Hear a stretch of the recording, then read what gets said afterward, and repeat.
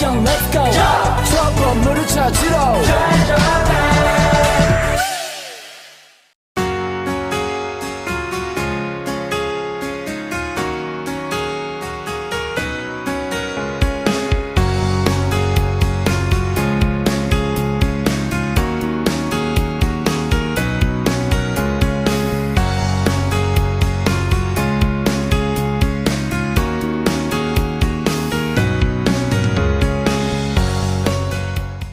Assalamualaikum warahmatullahi wabarakatuh. Waalaikumsalam warahmatullahi wabarakatuh. Puji syukur atas kehadiran Allah Subhanahu wa taala yang mana telah melimpahkan rahmat serta karunia-Nya sehingga kita dapat berkumpul pada sore hari ini dengan keadaan sehat walafiat.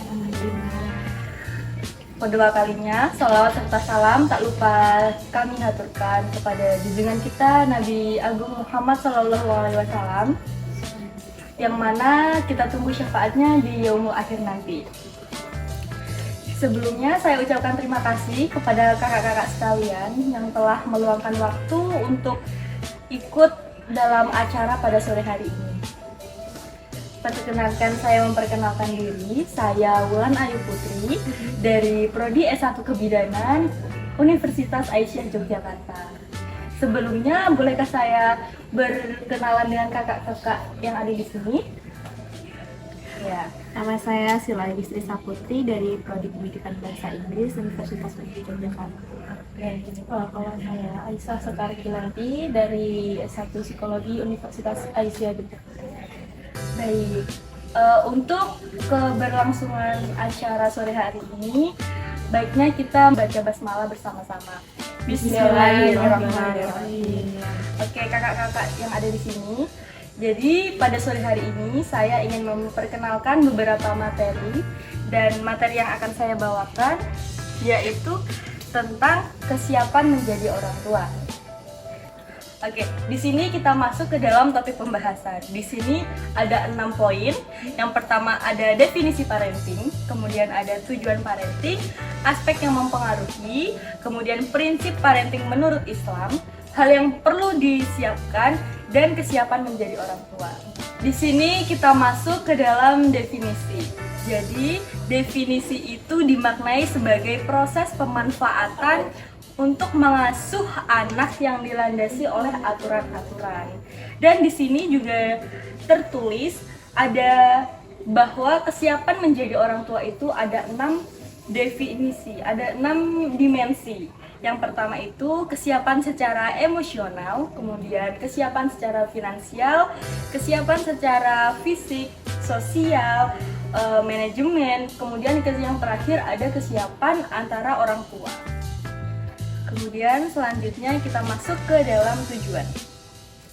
Oke, tujuannya di sini tujuan parenting adalah meningkatkan kesadaran orang tua bahwa mengasuh anak itu perlu pengetahuan dan tidak boleh sembarangan. Seperti itu. Kemudian lanjut, di sini ada 2 ahli yang menyatakan bahwa menjadi seorang orang tua itu merupakan proses yang terdiri dari 2 komponen. Yang pertama ada komponen keterampilan kognitif motorik, dan yang kedua ada keterampilan kognitif efektif. Jadi keterampilan kognitif motorik itu contohnya seperti orang tua yang melibatkan aktivitas perawatan anak, seperti contohnya itu seperti orang tua yang memberi asupan makanan kepada anaknya, terus ada lagi orang tua yang menjaga anaknya dari mara bahaya, seperti itu. Kemudian kita masuk ke poin keterampilan kognitif efektif. Di sini keterampilan kognitif efektif itu seperti lebih masuk ke dalam psikologi orang tua. Jadi di situ termasuk seperti sifat keibuan yang ada dalam diri seorang ibu atau sifat keayahan, seperti itu. Kemudian kita masuk ke dalam hal yang perlu disiapkan sebelum menjadi orang tua. Di sini ada 4 poin penting. Yang pertama, memahami peran orang tua, kemudian memahami konsep dirinya orang tua, bersiap-siap menjadi orang tua, dan yang terakhir ada melibatkan peran ayah. Kita masuk ke dalam memahami peran orang tua. Memahami peran orang tua itu seperti anak yang lahir dengan belayan kasih sayang dari ayah dan ibunya, itu akan mampu tumbuh menjadi pribadi yang lebih percaya diri dan selalu siap dalam menghadapi tantangan apapun. Kemudian kita masuk ke dalam memahami konsep diri orang tua. Di sini seperti kepercayaan diri yang berasal dari diri orang tua itu sendiri. Seperti orang tua itu harus memiliki kepercayaan diri bahwa dirinya sebagai orang tua itu mampu mengajarkan atau mampu memberikan yang terbaik untuk anak-anak mereka. Kemudian kita lanjut masuk ke bersiap-siap menjadi orang tua.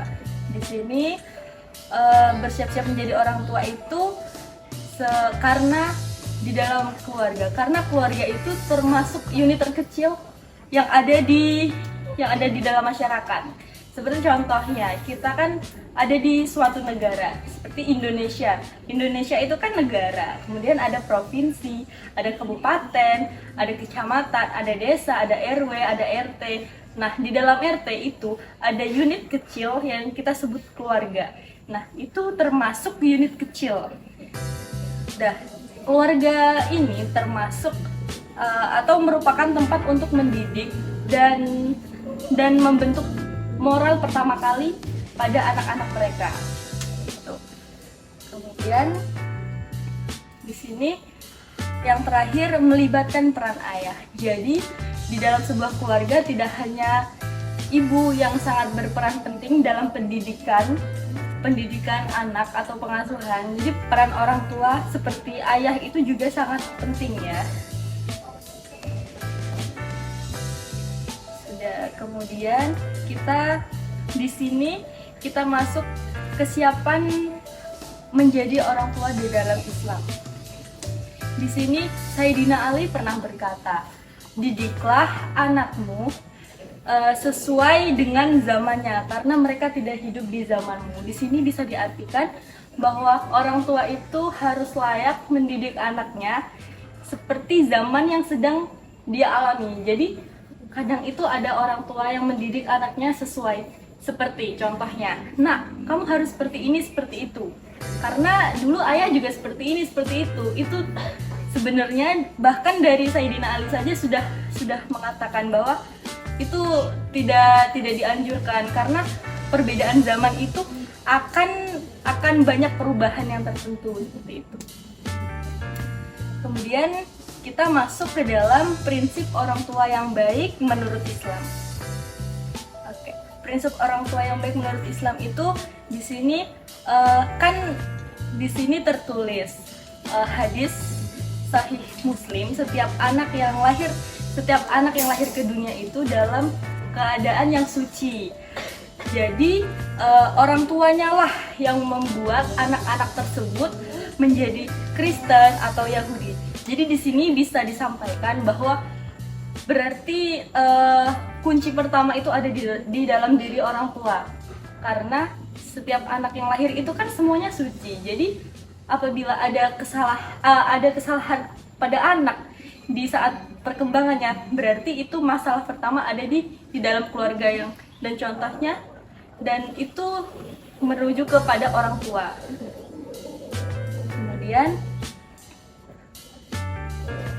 Kemudian kita lanjut kepada kesiapan menjadi orang tua yang dipengaruhi oleh aspek.